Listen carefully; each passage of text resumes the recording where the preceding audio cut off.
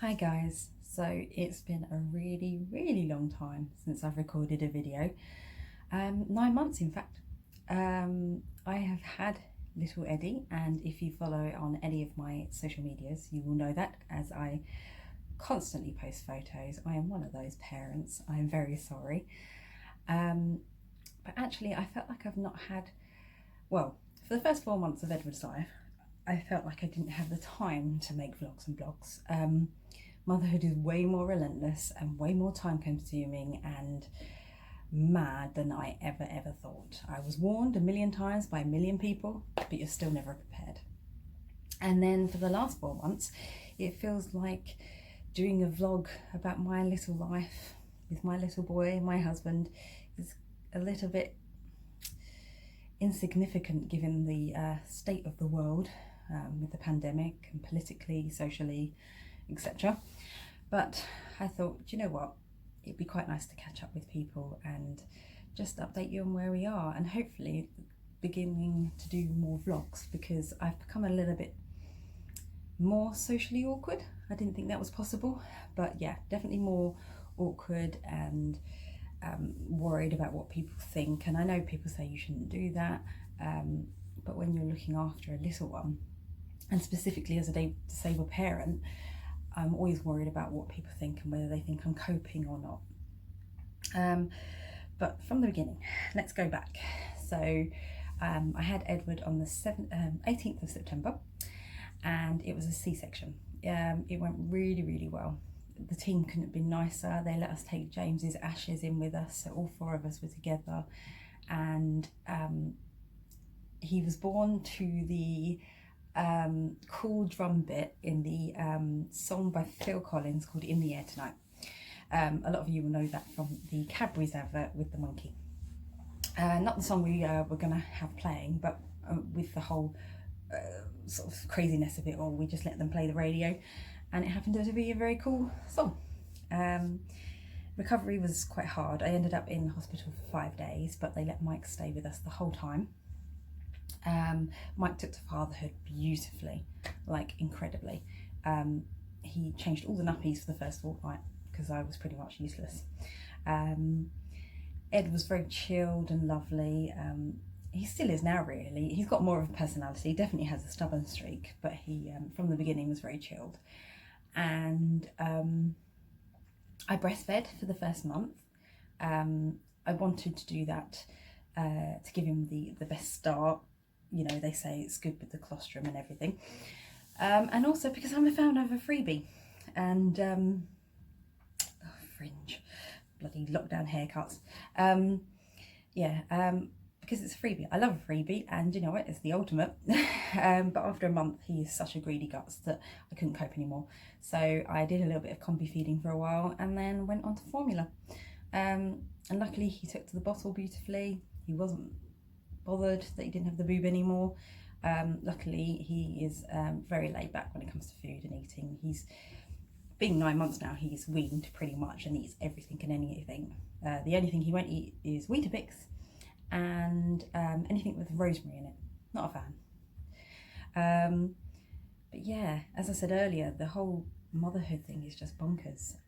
I've really loved it though. I've enjoyed teaching him things, watching him grow, learning about development of children and babies, and talking to lots of new mums. I've had a really brilliant support network. You know, my mum, my mother-in-law, my sister, my sister-in-law, and lots of friends. My NCT group have been brilliant. We've become really close, and they're always chatting every day about everything, which helps because nothing seems like it's weird or wrong, you know, because someone else is going through it at exactly the same time.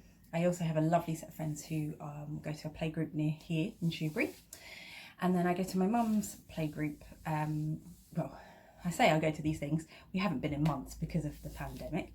My mum runs a playgroup in Southend, and so I've been seeing the mums there, and you know, just nice to socialise with other people when you're stuck in the house, because that is the huge thing I found with parenthood for me, is I've never felt more trapped. and that's really quite sad given that he is trapped with me. Don't get me wrong, I'm not in all the time, but if I want to go anywhere, we have to be escorted by other people. So Mike, obviously, when he's not working, takes us to as many places as he can. My friend Lauren, she's been wonderful and taking me to baby groups and staying with me, especially since my back was so bad after having little one. My brother Stephen gives me lifts, you know, lots of people are involved, and that's wonderful, and I've not really missed out on a lot. There's a few things I wanted to go to, a few classes, a few meetups, but they're on the other side of town, and getting lifts or taxis is just not worth the effort physically and the pain it will cause. And on a more simple terms, you know, when Ed's being a bit of a what's it about napping, which all babies do, I'd love to just pack him up on the pram and go for a nice walk.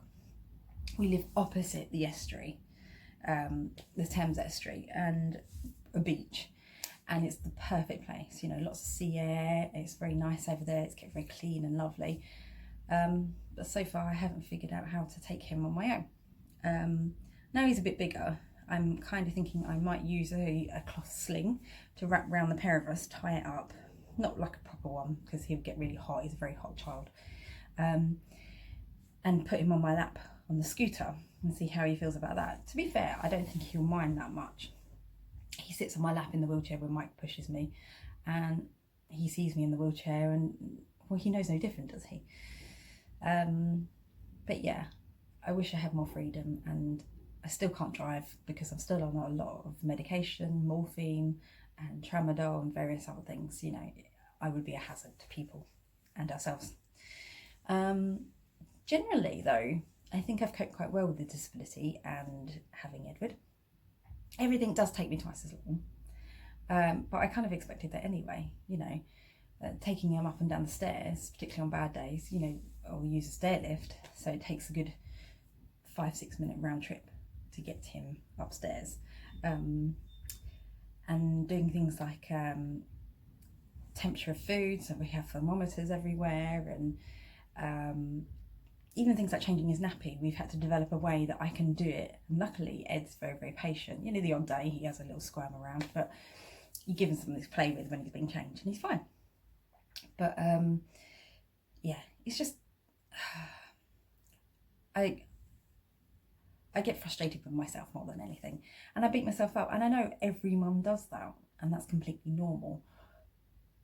But since losing James, I've cursed my body. I kind of always very accepting of my body because it's got things wrong with it, and it's coped, and it's still got me places, and I've still done wonderful and amazing things. But after losing James, I kind of lost respect for my body because it didn't grow James properly.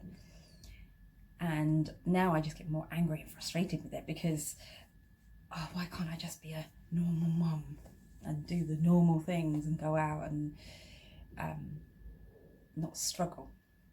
But given all the stuff that's going on in the world at the moment, as I said before, these are all small fry problems compared to what's going on. What else has been happening? My mum has started fostering a baby. My brother and his girlfriend are having a baby in September. So by the time Christmas rolls around, at my mum's house, there's going to be 4 children under the age of 2, let alone the older ones. It's quite wonderful though, because I think they'll all be really good friends, and like 2 of them will be in the same school year, and then the other 2 will be the either side of that, so they're all going to be pretty close in age and educational and things they want to do, so that'll be quite fun. What else has gone on? Do you know what? It's mainly parenthood. Obviously the lockdown has caused a lot of issues with that, and our business has been dire. And people keep saying, why don't you make stuff and do things, to my husband, because he's a craftsman, but we have no money to do anything. Luckily we've had a little bit of help from Universal Credits, but now I know why people moan about them. They're not enough to be living off. And obviously lockdown has stopped us socialising with Ed and doing things we obviously wanted to do with him. But you know, now lockdown has eased a little bit. We've met for some socially distant park visits. We've gone to families' gardens and had the barbecues.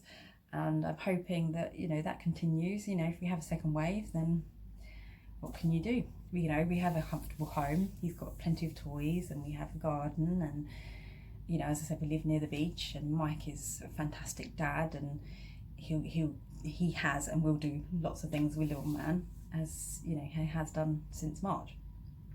So yeah, it's all just been crazy really, and the main thing of it is just bringing up Ed and making sure he's okay and he's fed and he's watered, and you know, panicked yesterday because he only had 2 ounces of water, and I thought, well, actually he's fine. He's gone to bed happy, he's gone to bed smiling, he's you know, he's warm, he's bathed, he's beautiful, and he's currently having a nap. So once I finish sort of waffling here and he's woken up, I will get him on camera so you can all meet him properly, because it's not the same in photographs, and he'll probably just blow raspberries and clap, or just stare blankly because he can see himself on the camera. He's a beautiful boy. We have been approached for a few media type things, and I'm going to enter him in some competitions because, you know, as every mother thinks, he is a beautiful boy, really handsome, so much hair. I don't know where he gets the hair from, and easy to get smiles out of, so he's a bit of a charmer, gets that from his daddy. I hope you're all okay, and that the lockdown hasn't been too detrimental to all of you, and that, you know, if you've lost loved ones, I am truly, truly sorry. Really, really awful. Just, I still wake up some days and go, really? Is this really happening? It's like a Hollywood movie. It's ridiculous, and crazy and mad, and everything else that's been going on. It feels a bit apocalyptic at the moment. But I'm hoping that 2020 is going to be a kind of reset year for us all, and that, you know, the only way is up, hopefully. So anyway, I'm going to sign off here. Let me know how you're all getting on, and in the next part of the video, hopefully you'll get to meet your man. So hi guys, this is Edward. Isn't he gorgeous? If I don't say so myself. Mike and I make fabulously gorgeous babies. Say hi, Eddie. Who's this? Who's this? Who's that? Is that you handsome devil? He knows he's gorgeous. So this is my bouncy 9-month-old boy, and his full name is Edward James, after his brother, Michael after his daddy, Garrick, and he is a lively, happy, gorgeous boy. He is the love of our lives, as is his big brother. We tell him about his big brother. His ashes are just up here. And by the way, I no longer have a good office to do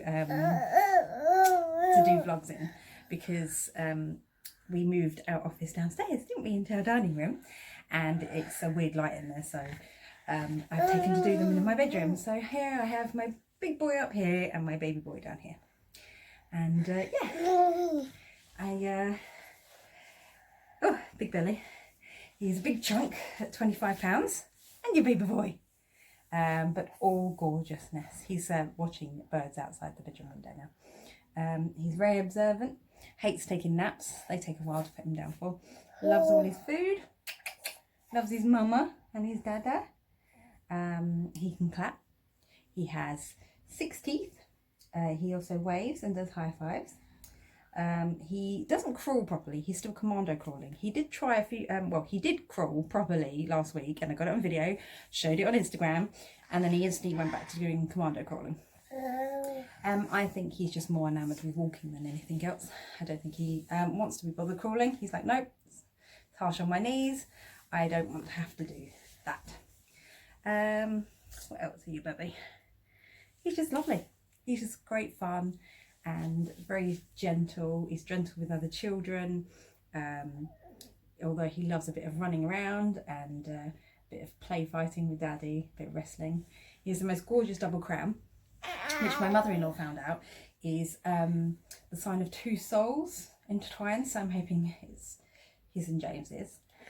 Ed has the, he's dropped his brush, 2 seconds, he has the most horrendous hiccups, and I think he's got like a double thick diaphragm. So of course James had no diaphragm because he had CDH. But this one seems to have the most horrendous hiccups I've ever seen in a child. So I'd like to think he's got like James's as well, and James is looking over him. Yeah, So this is his big screen debut, isn't it, Bubba? Is this your big screen debut? Yeah. He is smiling, despite having the brush in his mouth. Wait, smile. Hey? No, you just want your brush back. There you go, you can have your brush back. Of course, he's a normal child, puts everything in his mouth and doesn't care what it is or where he is. And a couple of times I found him in the park with chunks of bark stuck, not stuck, but in his mouth, where I've turned my back for a few seconds. So yeah, this is Eddie, and hopefully you'll be seeing quite a bit more, of him in video form, and watch him grow up and carry on with us and our journey. So say bye-bye, Eddie. Say bye-bye. Wait, no, doesn't care. Not fazed by any of this. Mwah.